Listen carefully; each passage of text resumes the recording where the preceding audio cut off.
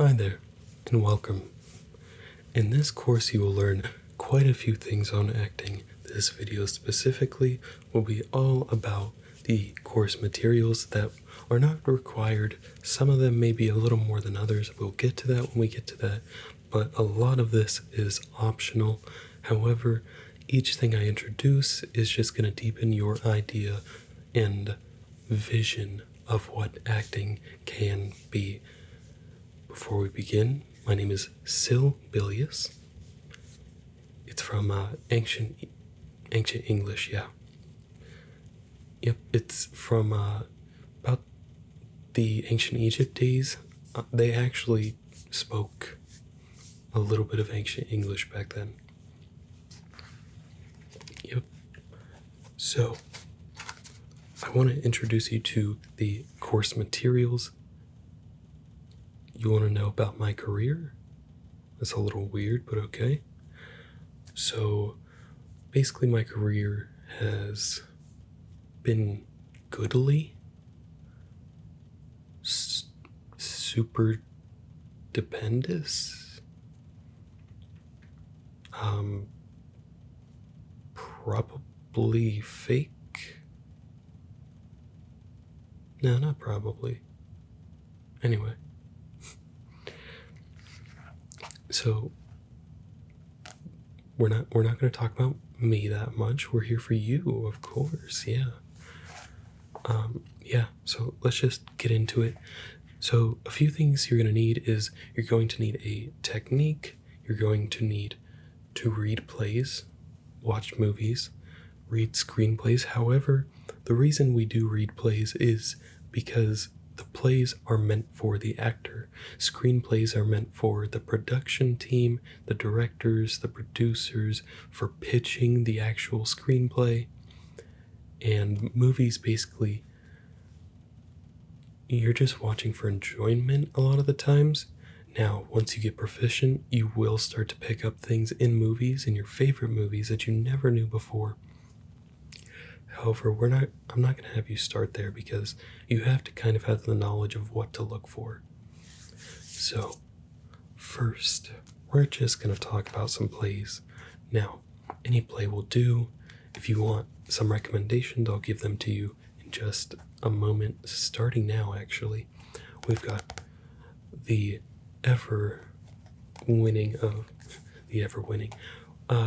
Pulitzer Prize winning play by Tennessee Williams, A Streetcar Named Desire. And honestly, I've heard Marlon Brando does a fantabulous job playing this role in movie form. He plays the character of Stanley. Basically, what goes on in this book is, Blanche goes to meet her sister, Stella. Stella and Stanley are married, and Blanche has a little bit of a secret that I'm not going to tell you about, but if you do want to find out that secret, if you want to hear about a sister hiding stuff from her sister and her sister's husband, but still living under the same roof, even though they don't technically know she's living there. It's supposed to be a vacation. But I've already said too much. If you would like to know more about it, you have to read it for yourself. Next up, we've got the Glass Menagerie. Never mind, we have Aristotle's Poetics. We've got the Glass Menagerie by Tennessee Williams. And this is a really cute book about Amanda.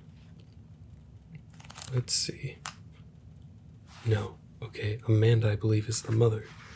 Laura is the younger sister of Tom.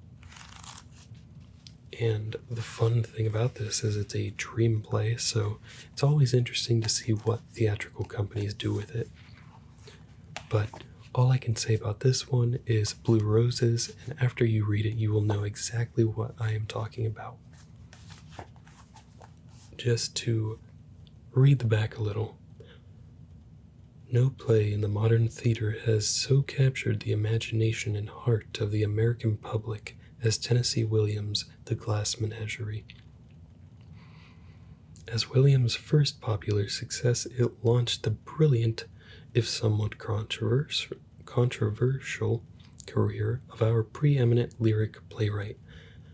Since its premiere in Chicago in 1944 with the legendary Laurette Taylor in the role of Amanda, Menagerie has been the bravura piece for great actresses from Jessica Tandy to Joanne Woodward, and is studied and performed in classrooms and theaters around the world. That's straight off the book, so yeah, there's a reason I say to read it. Next up, we've got Everyman. Did I just show you Everyman, tell you it was Poetics, and then pull up Glass Menagerie? I want to come off as an authentic, so I'm going to leave it in. Everyman and other miracle and morality plays. Everyman is a morality play that basically centers around two characters that, for lack of a better term, get into a major pissing match, and it's very beneath the surface. You have to really read and digest what's going on in this one. And I do not have an author. It is by Anonymous. The original author was actually unknown. That's why they're called Anonymous. A lot of people like to think it's Anonymous. It's actually Anonymous. Fun fact for you, actually. Now we get to Aristotle's Poetics. This has a lot to do with breaking down plays and theater in general. Comes down to his 7. Aristotle has 7 basically pillars, and we will talk about those later when I find it. We've got this one. This one is fun. This one is, if you're into the darker side of things and you want just a deep Salem witch trial play, The Crucible by Arthur Miller. This is a perfect gateway play if you don't really like to read plays. The Crucible is your perfect gateway because it is very interesting. It's about a few girls that are basically crying wolf, or crying witch in this case. And it's basically a play about the Salem witch trials. This young girl likes John Proctor, who is our main protagonist, and she ends up getting him, how can I say this, unalived, because she claims that he is possessing her. It's a really weird, if you like the Salem witch trials, if you like interesting things like that, then this book is definitely for you. It's The Crucible. The Crucible, that's TheCrucible by Arthur Miller. Next up, of course, I could not talk about plays without bringing up William Shakespeare, as I say in the Shakespeare Company. This is, of course, the complete works. You can find this on thrift sites or thrift stores. It'll run you maybe $10, $15 max. I think this one I actually bought for $5, if that. So it's definitely out there. This has, I believe, all of his plays minimum. We've got Troilus and Cressida, All's Well That Ends Well, Measure for Measure. And then we've got the regulars, Macbeth, King Lear,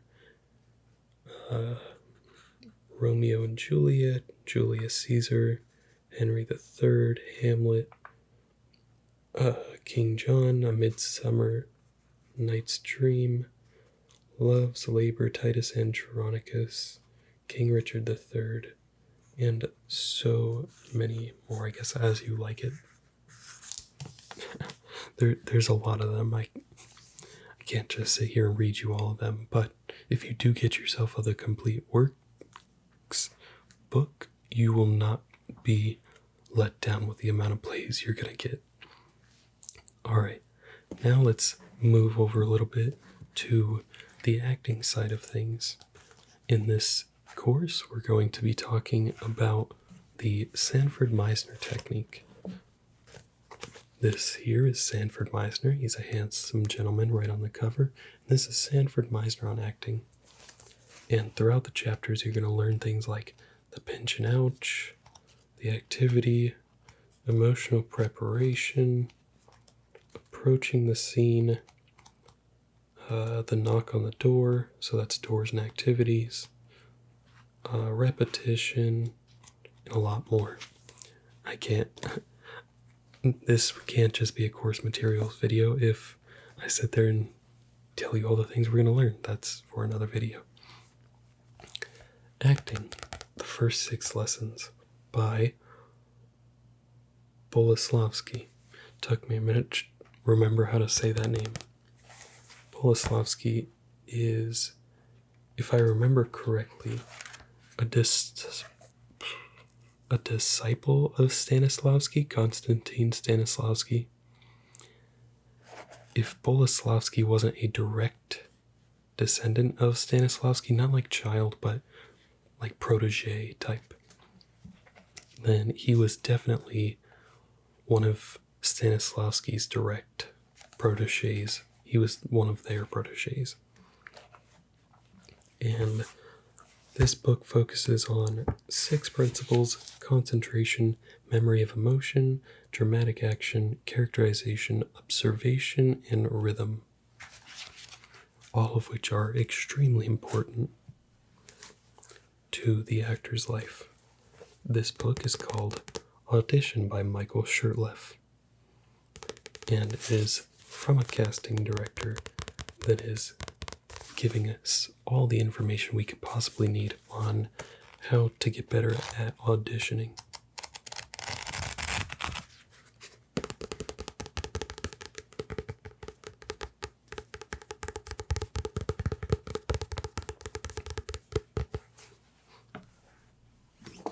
The next book, quite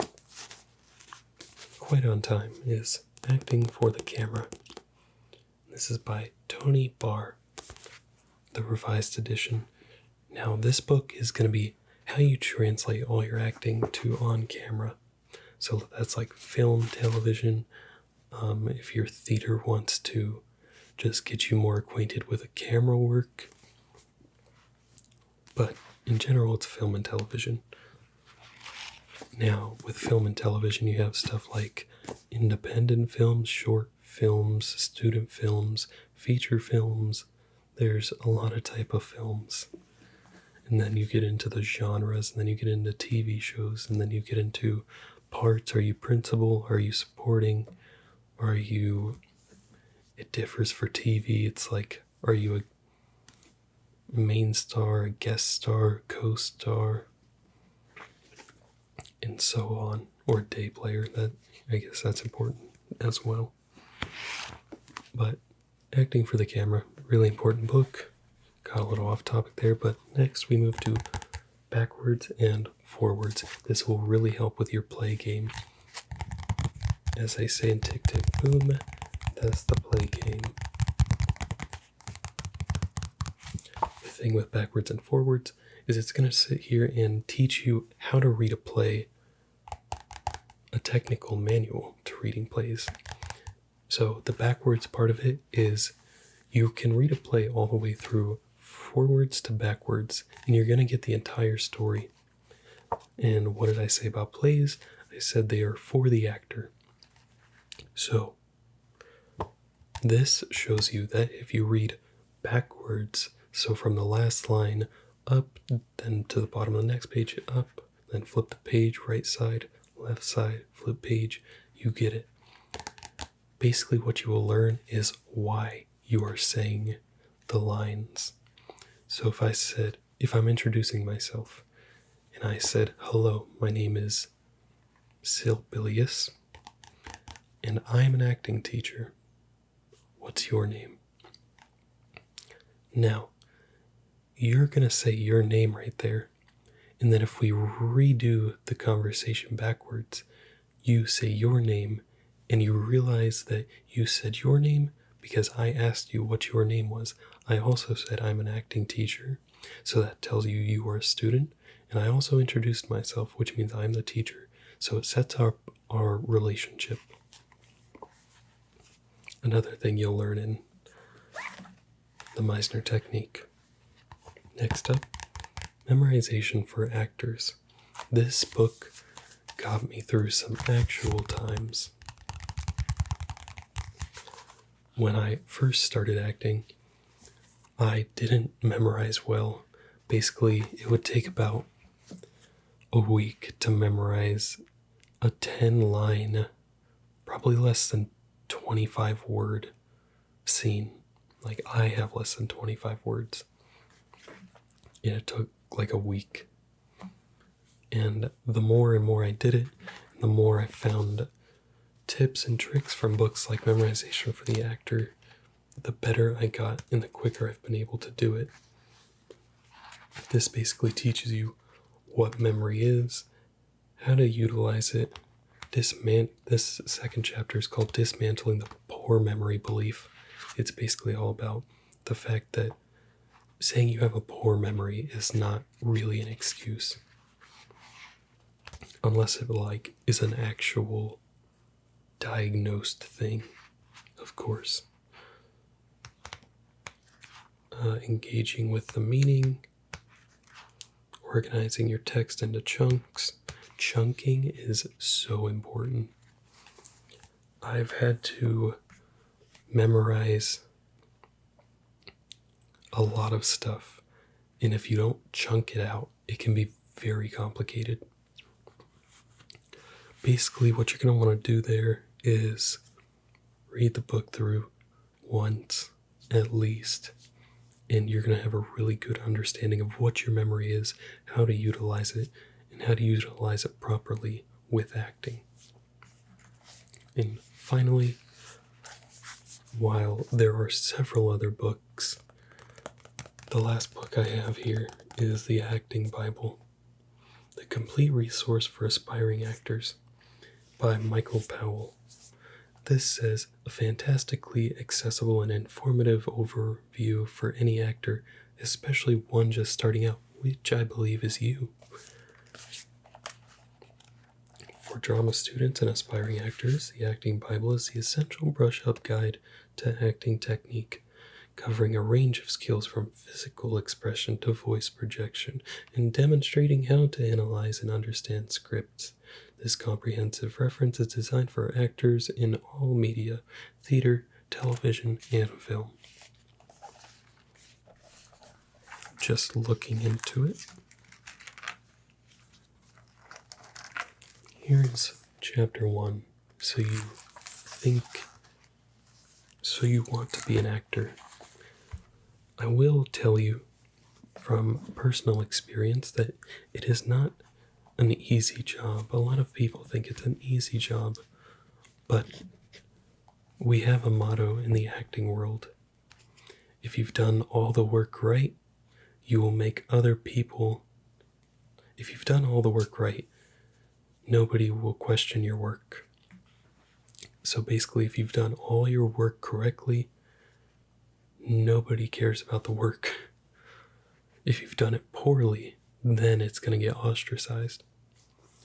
So, as a fun little thing, basically if someone thinks they can do your job because it looks easy, that's because you put in so much work and so much time and effort into it that you made it look that easy.